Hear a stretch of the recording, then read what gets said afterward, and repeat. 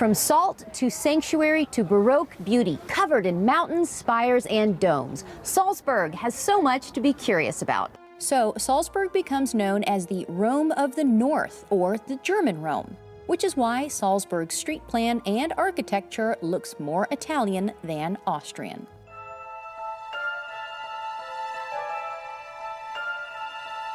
So let's visit that old town and that ancient Roman road that not only runs through the center of a UNESCO World Heritage Site, when you stroll down it, you feel like you're in a fairy tale.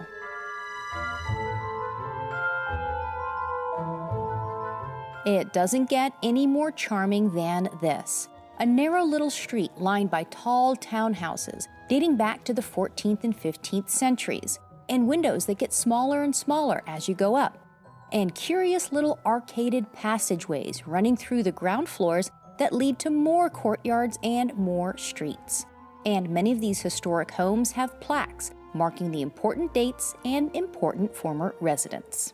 This is Getreidegasse. It was one of the original Roman streets that ran through Salzburg. In the Middle Ages, it became a wonderful spot to buy goods and services. The only problem was not everybody knew how to read in the Middle Ages, so shop owners would put these beautiful signs above their shop telling what they did. For example, this was the locksmith. And this was the umbrella shop. And this Asclepius tells us this was the apothecary. Well, I guess the modern-day sign does that too. And this little pair of trousers left out to dry?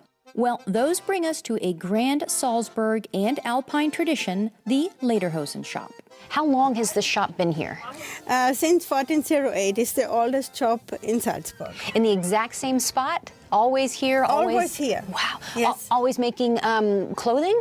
Yes, deerskin, trousers, jackets, and so on. And Jan Markel still makes the same stitching patterns that have been used for centuries. The different patterns tell you which region it's from.